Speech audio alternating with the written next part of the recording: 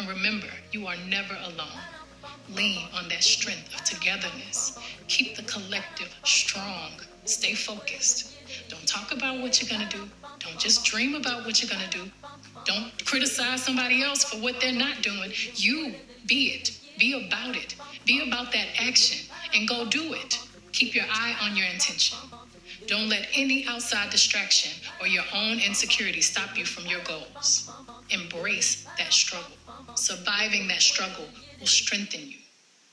This is a crucial time in our history and in your life.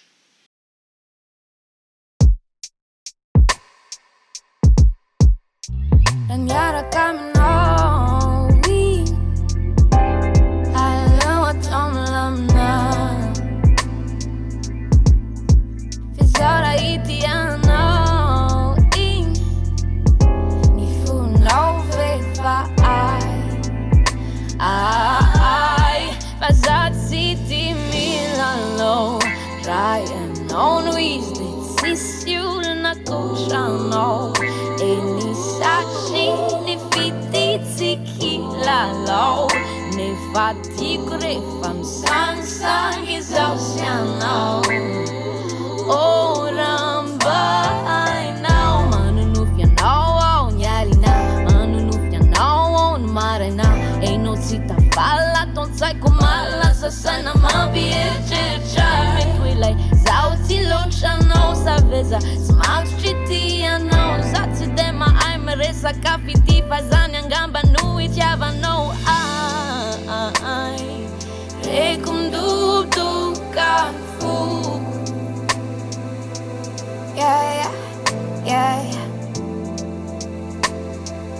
Reko midobodoboka ny foko.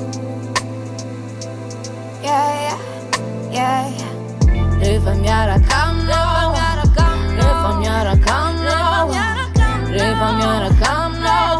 Reko midobodoboka ny foko. Rehefa miaraka aminao, rehefa miaraka aminao, rehefa miaraka aminao.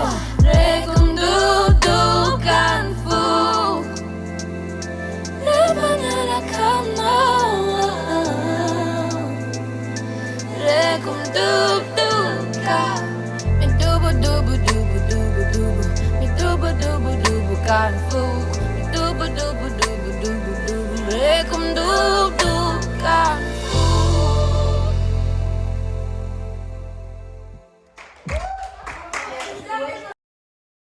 Reko midobodoboka ny foko.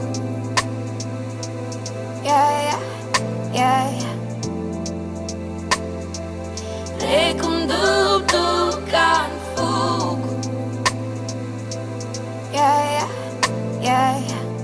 Rehefa miaraka aminao, rehefa miaraka aminao, rehefa miaraka aminao. Reko midobodoboka ny foko. Rehefa miaraka aminao, rehefa miaraka aminao, rehefa miaraka aminao. Reko midobodoboka ny foko. Rehefa miaraka aminao, reko midobodoboka.